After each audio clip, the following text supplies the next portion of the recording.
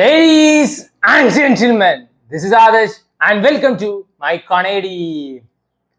തളപതി വിജയ് നമ്മുടെയൊക്കെ വിജയ് അണ്ണന്റെ last dance Jananayagan അങ്ങനെ പറയുന്നേക്കാളും chief minister of Tamil Nadu C Joseph Vijay ആളുടെ ഫസ്റ്റ് ആൻഡ് ലാസ്റ്റ് പടം ജനനായകൻ.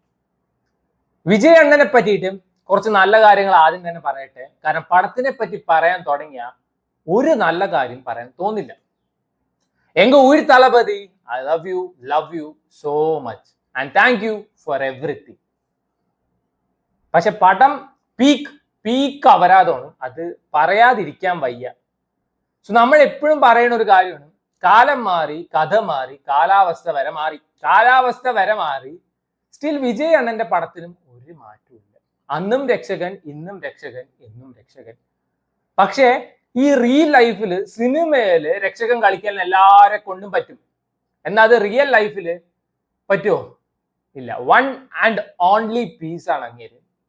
അത് സമ്മതിച്ചു കൊടുത്തേ പറ്റൂ. ചിലപ്പോ ഈ പടം അങ്ങേരുടെ എല്ലാ പടവും നെഗറ്റീവ് ആയിരിക്കും, അപരാധമായിരിക്കും. പക്ഷെ അങ്ങേര് ഇടുന്ന ബോക്സ് ഓഫീസ് നമ്പർ, ഈ ഒരു HD പ്രിന്റ് ലീക്കായ ഒരു പടത്തിന് ഫസ്റ്റ് ഡേ ഇടുന്ന ബോക്സ് ഓഫീസ് നമ്പർ പല ആക്ടേഴ്സിന്റെയും ഡ്രീം നമ്പർ ആയിരിക്കും. ഇതുവരെ അച്ചീവ് ചെയ്യാൻ പറ്റിയിട്ടുണ്ടാവില്ല.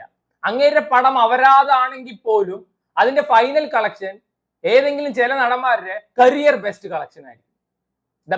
The brand Thalapathy Vijay. So ഒന്ന് നോക്കുമ്പോൾ ഇങ്ങനെ പടം റിലീസ് ആവാതിരുന്നത് അല്ലെങ്കിൽ സെൻസർഷിപ്പ് കിട്ടാതിരുന്നത് വളരെ നന്നായി എന്ന് എനിക്ക് തോന്നിയിരുന്നു. ചിലപ്പോൾ റിലീസ് ആയിട്ട് വെച്ച് ഇങ്ങനെ ചിലപ്പോൾ ഇലക്ഷൻ പൊട്ടിയിട്ടുണ്ടാവും.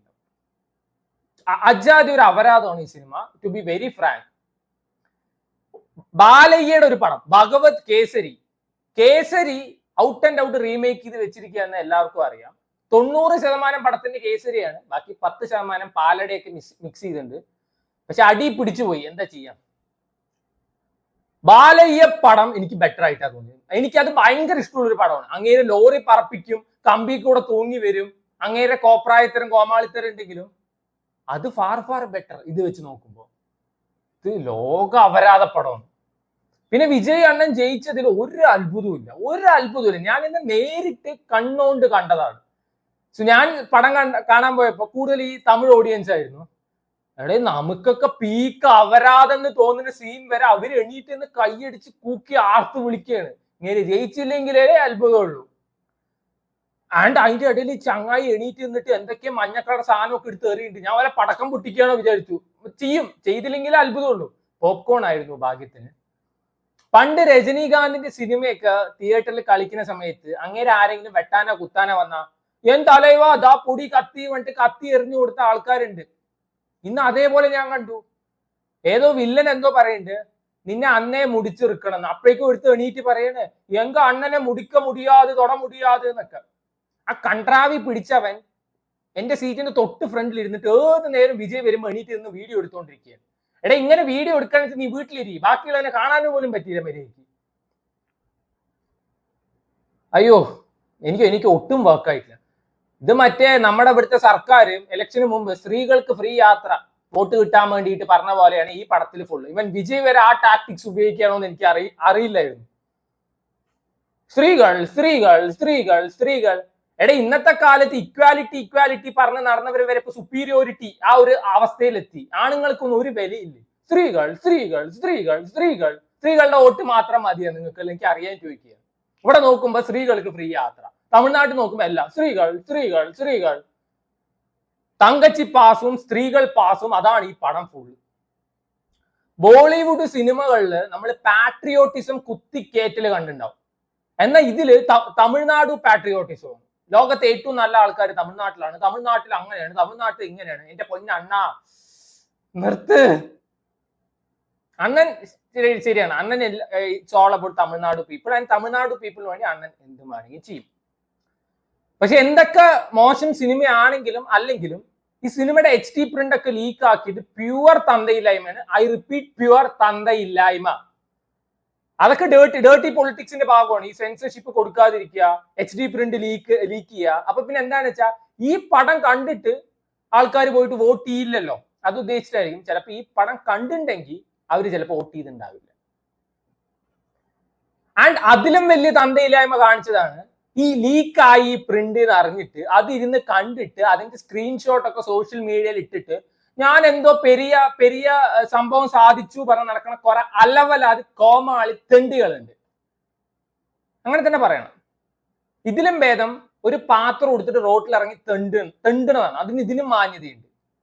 നീയൊക്കെ കണ്ടു, അറ്റ്ലീസ്റ്റ് നാട്ടുകാരെ അത് അറിയിക്കാതിരിക്കുക. ഞാൻ സ്ക്രീൻഷോട്ട് ഇടുകയാണ്, എന്തോ അവനൊക്കെ നാഷണൽ അവാർഡ് കിട്ടിയ പോലെ.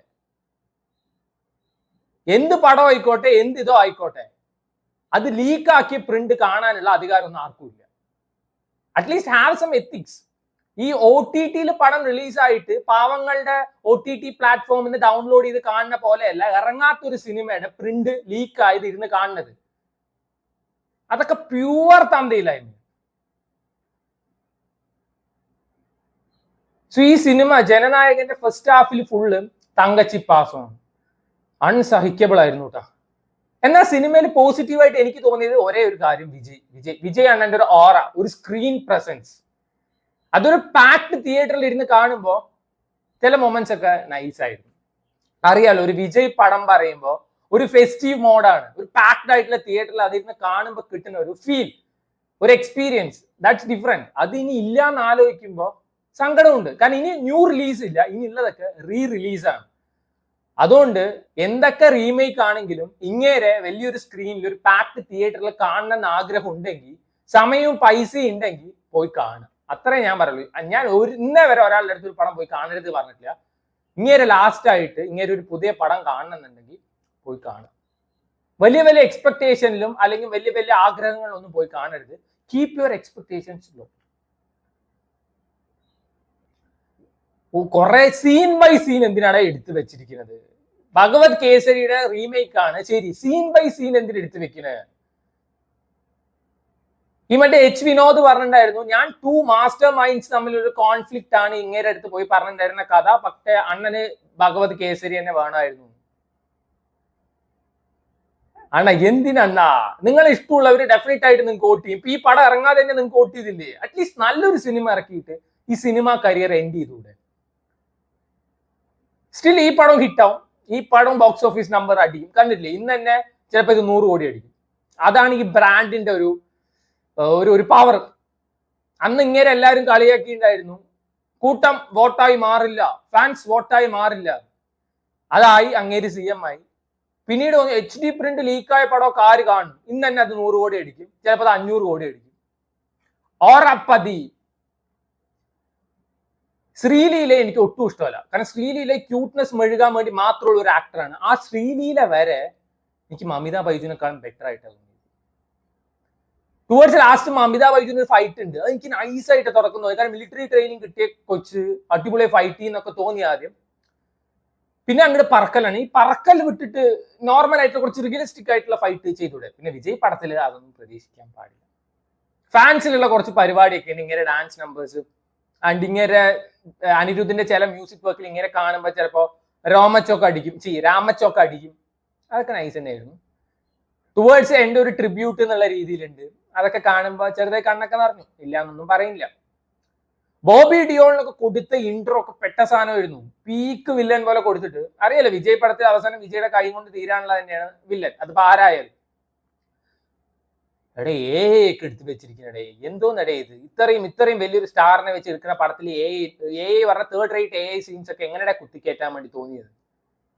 പ്രിയാമണി ഉണ്ട് ഇതില്, ഒരു വിഗൊക്കെ വെച്ചിട്ട് വരുന്നുണ്ട്. എന്തിന്? നരയൻ ഉണ്ട് ഇതില്, എന്തിന്? ആൻഡ് പൂജ ഹെഗ്ഡെ ഒക്കെ എന്തിന് പറഞ്ഞ ഈ മറ്റേ ബാലയ്യക്ക് കോമാളിത്തരം കാണിക്കാൻ വേണ്ടിയിട്ടുള്ള ഒരു ക്യാരക്ടർ ആയിരുന്നു കാജൽ. ഇത് അതേപോലത്തെ ക്യാരക്ടർ. അയ്യോ, ഇതൊക്കെ കണ്ടിട്ട് എങ്ങനെയാണ് ഇവർക്കൊക്കെ ഇരുന്ന് കൈയടിക്കാൻ തോന്നുന്നത് എനിക്ക് മനസ്സിലായി. ഇവര് നല്ല സിനിമ കാണാനായിട്ടാണോ അതോ ഇങ്ങനെ വിജയ് പൈത്യം പറഞ്ഞ് നടക്കണോണ്ടാണോ എനിക്ക് അറിയില്ല. എനിക്കൊക്കെ അവസാനമൊക്കെ ആയിട്ട് ഈ മറ്റേ ഞാൻ പറഞ്ഞില്ലേ 10% 15% പാലട പായസത്തിന് ഉണ്ട് പറഞ്ഞില്ലേ, അത് ഈ മറ്റേ റോബോട്ടിക് കൺട്രോൾ ആയിട്ടുള്ള റോബോട്ടിനെ വെച്ചിട്ടുള്ള കുറച്ച് പരിപാടിയൊക്കെയാണ്. ഇതൊക്കെ കാണുമ്പോൾ എന്തെങ്കിലും ഒരു ഗുമ്മ് തോന്നണ്ടേ, അല്ലെങ്കിൽ ഒരു ഇൻട്രസ്റ്റ് തോന്നണ്ടേ, ഒരു ഹൈ മൊമെന്റ് തോന്നണ്ടേ? ഒന്നും തോന്നുന്നില്ല. എക്സെപ്റ്റ് ആ ഫ്യൂ സീൻസ്, വിജയുടെ കുറച്ച് ഓറ, അനിരുദ്ധിന്റെ മ്യൂസിക് വർക്കിലെ കുറച്ച് ഹൈ മൊമെന്റ്സ് അല്ലാതെ ഇത് ഒരു ആവേശവും തോന്നാത്ത ഒരു പടമായിട്ട് എനിക്ക് പേഴ്സണലി തോന്നിയത്. ഞാൻ ഇതിന്റെ മറ്റേ പ്രിന്റ് ഒന്നും കണ്ടിട്ടില്ല. അത്രയും ലോ ലെവലല്ല ഞാൻ. എന്നിട്ട് പോലും എനിക്ക് ഈ സിനിമ എങ്ങനെയെങ്കിലും ഒന്ന് കഴിഞ്ഞു കിട്ടിയാൽ മതി എന്ന് തോന്നി. 3-3.5 മണിക്കൂറുണ്ട് പീക്ക് അപരാധം പിടിച്ച സാധനം. ഇതൊരാളുടെ ലാസ്റ്റ് പടമാണ്, അതുകൊണ്ട് ഇങ്ങനെ പറയാൻ പാടില്ല, അങ്ങനെയൊന്നുമില്ല. At end of the day 3 മണിക്കൂർ പോയത് എന്റെയാണ്. ആൻഡ് ആരെയും നന്നാക്കാൻ വേണ്ടിയിട്ടല്ല സിനിമ എടുക്കുന്നത്. വിജയ് പൈസ മേടിക്കാതൊന്നുമല്ലോ സിനിമ എടുത്തിരിക്കുന്നത്, പൈസ മേടിച്ചിട്ട് തന്നെയാണ്. ആൻഡ് സിനിമ ഇറക്കുന്നത് ലാഭം ഉണ്ടാക്കാനും പൈസ ഉണ്ടാക്കാനും ഫെയിമിനും വേണ്ടിയിട്ടാണ്. അങ്ങേരെ ലാസ്റ്റ് പടം ആ ഒരു ട്രിബ്യൂട്ട് എന്നുള്ള രീതിയിൽ നമുക്ക് എല്ലാവർക്കും അങ്ങേരെ ഭയങ്കര ഇഷ്ടമാണ്. അങ്ങേര് ഇതുവരെ ചെയ്ത കാര്യങ്ങൾക്കും അതേപോലത്തെ തന്ന തിയേറ്റർ എക്സ്പീരിയൻസും thank you so much. So അങ്ങേരെ കാണേണ്ടവരൊക്കെ പോയി കാണാം, അത്രേ എനിക്ക് പറയാനുള്ളൂ.